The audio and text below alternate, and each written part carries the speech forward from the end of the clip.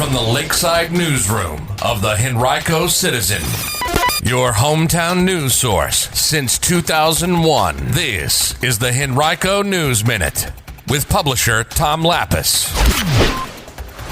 Some good news for Henrico employees who may be getting a raise after all. And Henrico's police chief explains a weekend incident in which officers entered the wrong home. We'll have details about those stories and more in today's Henrico News Minute for Thursday, December 3rd, 2020. It's brought to you today by Henrico Area Mental Health and Commonwealth Catholic Charities. And now for the news. Well, good news for Henrico employees who may be getting more money after all. The county's Board of Supervisors Tuesday approved the introduction of a budget resolution that would add $25 million to the county's budget for salary enhancements for county and school system employees. The board will vote on the amendment December 15th. Now, the money, according to Henrico Budget Director Justin Crawford, could be used in one or more ways: to address salary compression, to provide increases to long-tenured employees, to adjust the county's salary scales, or to provide raises. If approved, the money could be used as soon as the third quarter of the current fiscal year, which includes January, February, and March, and could extend into the fourth quarter this fiscal year and also the first quarter of the coming fiscal year, which begins July 1st, or some combination thereof, according to Crawford. Funding for the pay increases would come from better than expected revenues from several sources, including $7.5 million more than estimated from bank franchise taxes, $5.5 million more in real estate taxes, and $5.5 million more in local sales and use taxes. There's also an increase of nearly $8 million in additional state aid. The current budget began July 1st and did not include any pay raises for county employees when supervisors approved it in May. That's because officials had slashed the originally proposed budget by $99 million, opting to present a worst-case scenario and adjust throughout the fiscal year if revenues turned out better than that, which they have. Said Crawford, quote, "We are having a very good year as far as estimated revenues," end quote. He added that even with the $25 million addition, the county would still have a surplus of 2 or 3 times that amount from tax collections. He said, quote, "This action is intended to give the Board of Supervisors the flexibility to maintain Henrico's position as the pay leader in the region," end quote. Health officials yesterday attributed 8 new deaths in Henrico County to COVID-19. 2 were people in their 70s, 1 each in their 50s and 60s, and the other 4 80 or older. It was unclear initially whether the deaths occurred recently or several weeks or months earlier. The Citizen is awaiting word from the Henrico Health District to clarify. Now, during the past 2 days, a total of 17 new hospitalizations related to the virus also have been reported in the county, according to the Virginia Department of Health. The VDH reported 82 new cases of the virus in Henrico Wednesday after having reported 58 the previous day. The county's 7-day positivity percentage rose from 5.8% November 27th to 6.4% November 28th. That is the highest that it's been since September 15th. During the past 2 weeks, an average of 332 new cases per 100,000 people have been reported in the county, placing Henrico in the highest risk category in one of the VDH's 3 core indicator metrics. But the average number of new daily cases during the most recent 7 days in the county has dropped from 90 November 26th to 72 as of yesterday. The Richmond region is still in mostly good shape from a hospitalization standpoint. About 88% of hospital inpatient beds in the region are occupied. That places the region in the moderate risk category, but only 6% of those beds are occupied by COVID patients, making it a lower risk category. 2 free COVID testing events are planned this week, one today at the Diamond from 1 to 4 p.m. and the other tomorrow at the Eastern Henrico Health Department from 1 to 3 p.m. Both will be drive-through events. You can call 205-3501 to register. An employee at Henrico Schools Central Office at the Eastern Henrico Government Center tested positive for COVID-19. The school system announced on Monday. The employee was last in the building November 13th. The offices already were closed this week as employees work from home as a mitigation strategy during the week after Thanksgiving. It was the third case reported at the Central Office location in 2 weeks, and overall the 89th case at 50 different school system facilities since mid-August. Last weekend, a Henrico man took to Twitter to describe a scene that played out in his home when he said Henrico police burst into the residence without his permission and for no apparent reason.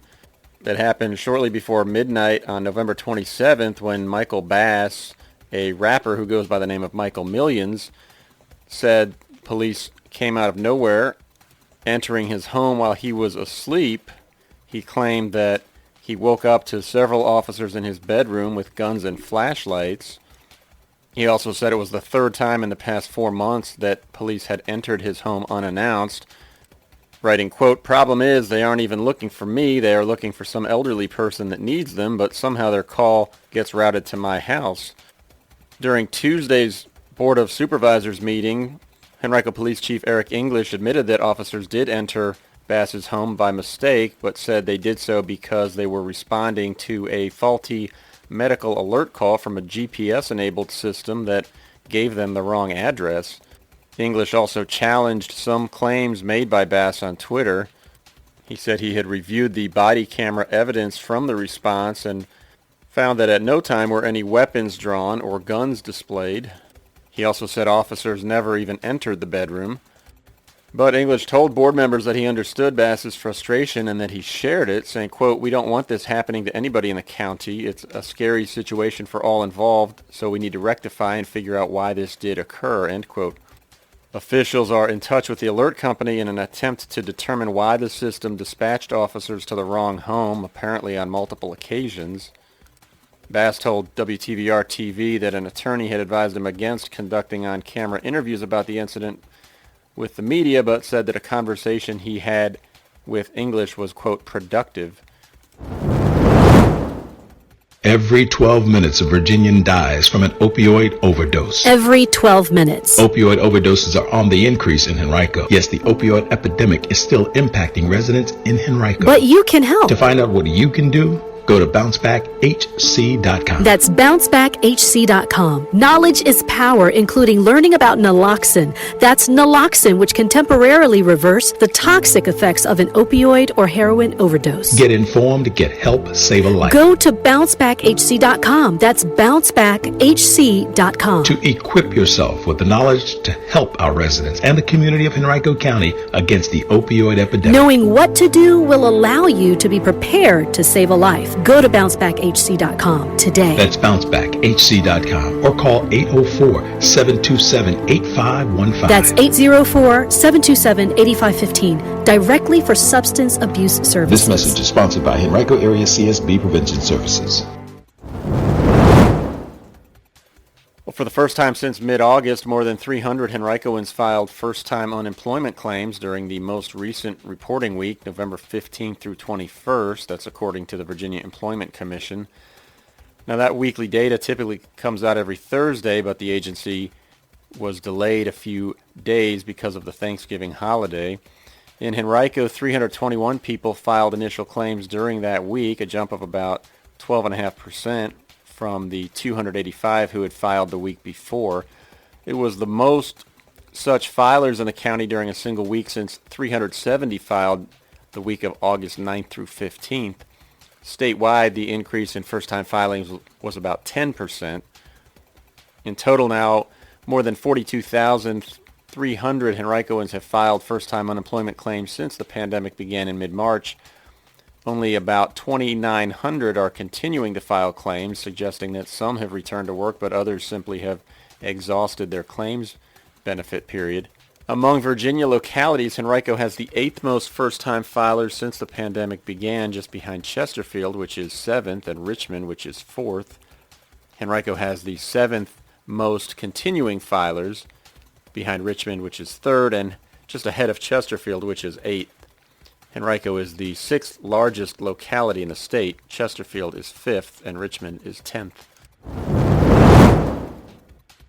More than half a dozen legislators have now been named to the bipartisan Virginia Redistricting Commission, which is tasked with drawing congressional and state legislative districts.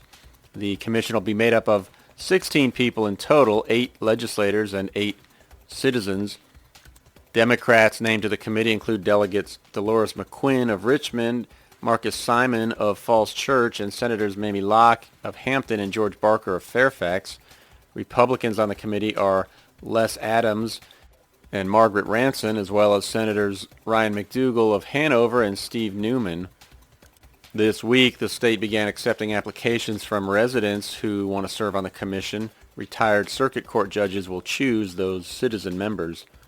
Applications are due by December 28th. For details about how to apply, you can visit henricocitizen.com, click on News, and then Government to read this story and find the link. Well, if you're looking for some unique gifts this holiday season and you want to shop local, the Cultural Arts Center at Glen Allen is trying to help you out. It launched the Handmade for the Holidays catalog, a digital catalog of handmade gifts, home decor, accessories, and other items from 24 Virginia makers and businesses. You can find the catalog at artsglenallen.com. Orders may be made through the center's online gift shop or by phone Monday through Friday from 9 a.m. to 4 p.m. Well, it's that time of the week where we compile a roundup of some local property transactions. If you're wondering what homes near you are selling for, check it out. You can visit henricocitizen.com, click under News, and then Property Transactions. Today's Henrico News Minute has been brought to you by Commonwealth Catholic Charities. Change the world for a teen who needs you. Become a foster parent. Learn about Commonwealth Catholic Charities' International Foster Care Program today. Call 804-545-5949 or visit cccofva.org to learn more.